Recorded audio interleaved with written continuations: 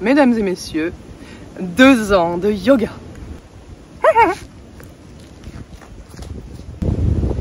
Attention, plus il y a des gens à côté qui me regardent, plein de gens, et puis ils me voient parler seul, les fesses en l'air. Mon Dieu, mais qu'est-ce que je fais dans la vie? Bref, continuons. Ah ça marche pas, putain. J'arrive pas à trouver le point d'équilibre sur celui-là. Pourtant, j'arrête pas d'essayer. Hein. Oui, je crois qu'il faut que je vous remette un peu de contexte là. Et que j'arrange mes cheveux aussi.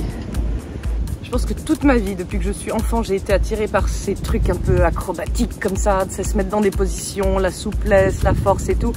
Et il y a plein de fois dans ma vie où je me suis dit, allez Laetitia, tu vas faire du yoga. Et à chaque fois, j'ai abandonné. Je me disais, tu vas en faire tous les jours à partir de maintenant, allez, c'est parti et tout. Et à chaque fois, c'était trop dur. J'arrivais pas. Je n'arrivais pas à trouver la rigueur qui me permettait de m'y tenir et d'y retourner encore et encore et encore, jour après jour. Et puis alors, il y a 2 ans, je me suis dit, Laetitia, là, tu vas faire du yoga. Mais tu vas pas en faire tous les jours parce que tu sais qu'à chaque fois que tu te dis ça, bah, tu abandonnes parce que tu y arrives pas. Ce que tu vas faire cette fois, c'est que tu vas faire de ton mieux. Et de mon mieux, au tout début, franchement, je vous jure, c'était pas grand chose.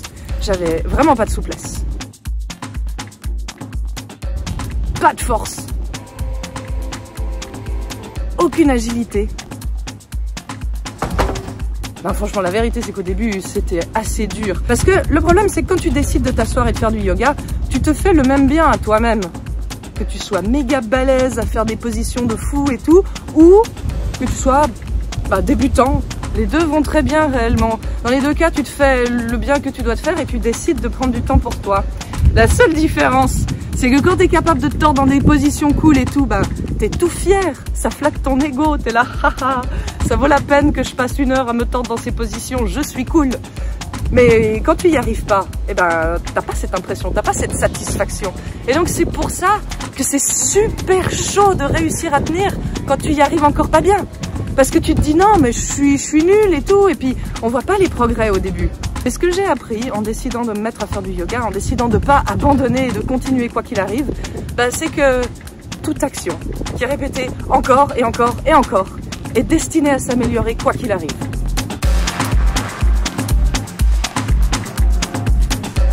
Donc il y a un moment où j'ai commencé à faire des trucs assez cool, où j'étais là, waouh, j'aurais jamais cru être capable de faire ça.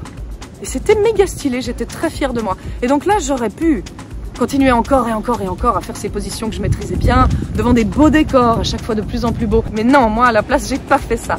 J'ai enregistré toute ma progression parce que j'étais vraiment heureuse de voir de où je partais et jusqu'où j'étais capable d'aller. Mais le but, c'était pas de faire une espèce d'hôtel à la gloire de mon cul.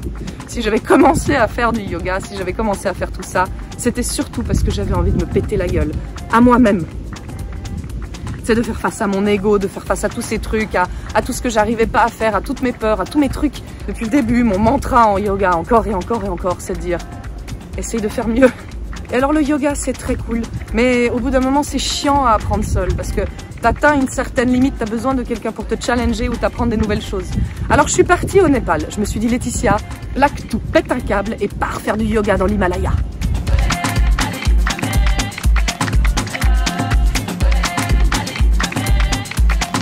Alors c'était très stylé, hein, j'ai adoré ça. Mais bon, ça c'est une parenthèse dans la vie, je peux pas passer mon année entière à péter un câble et dire que je pars faire du yoga dans les montagnes. Je passe quand même une grande partie de l'année en Polynésie sur des îles où il n'y a pas forcément des profs de yoga. Et donc beaucoup se seraient dit, je peux pas faire du yoga, il n'y a pas ce qu'il faut autour de moi pour le faire.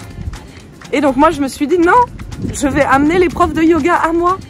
Alors, j'ai trouvé des moyens de faire venir des gens intéressés et intéressants pour qu'on puisse partager des moments de yoga ensemble et qu'ils puissent m'apprendre plein de trucs. Et là, j'ai commencé à vraiment ouvrir mes horizons vers des choses où je me disais genre non, moi je ferais jamais ça. L'acro-yoga, c'est pour les gens qui ont envie de se montrer et tout, c'est pas pour moi. Je ferais jamais ça, puis de toute façon, je peux pas, j'y arrive pas. Donc voilà, apprendre à dépasser ses limites et tout, et c'était méga cool. Et donc après, j'ai atteint un stade où je me suis dit, bon, si t'as pas des profs de yoga autour de toi, est-ce qu'il y a moyen peut-être de te développer dans d'autres trucs? Alors j'ai constaté quelque chose en regardant mes vidéos, c'est que je suis très... Mais moi je suis pas la grâce incarnée et tout, quoi. Je suis un peu c'est la danse du robot. D'ailleurs, en parlant de ça, j'ai jamais fait de danse de toute ma vie. Donc je me suis dit, ben, tu vas mêler la danse et le yoga ensemble pour essayer d'apprendre à te fluidifier. Tu vas apprendre à être plus féminine, plus fluide et tout. Tu vas développer et ouvrir ton corps.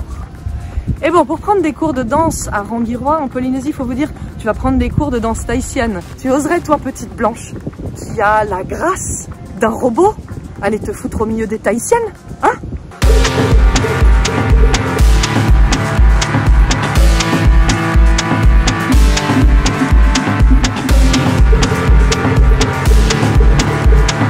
Tu te rends compte à quel point tu te sens nulle, là? Tu oserais le faire, toi, hein?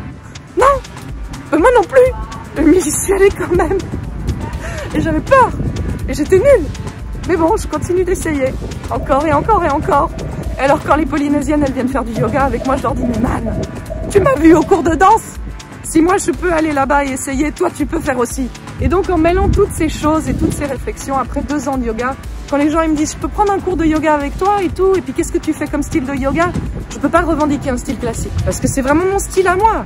C'est un style que j'ai développé à travers le monde, à travers mes voyages dans plein d'endroits différents, en m'inspirant de la philosophie de nombreuses personnes que j'ai rencontrées sur ma route. Des chamans, des yogis, des sorciers, des youtubeurs, des acrobates. Il y a vraiment de tout là-dedans.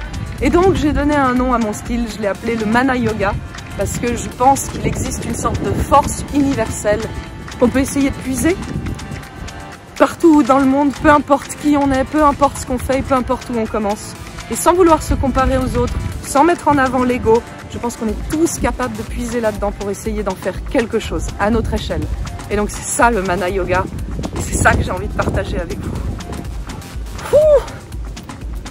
Voilà, je vais vous laisser. Et à tous mes amis qui sont à Rangiroa, je vous dis à lundi 17h à la plage publique. Et à tous les autres autour du monde, j'espère qu'on aura l'occasion de se croiser un jour pour faire du yoga. Et si c'est pas du yoga, eh ben ce sera autre chose. L'apéro, de la peinture, je ne sais quoi. La seule chose que j'ai envie que vous vous souveniez de ces petites vidéos, c'est qu'il faut que vous fassiez ce que vous avez envie, ce qui vous fait kiffer. Et arrêtez de penser aux autres, à vous comparer ou à essayer d'être ce que vous n'êtes pas. À la semaine prochaine.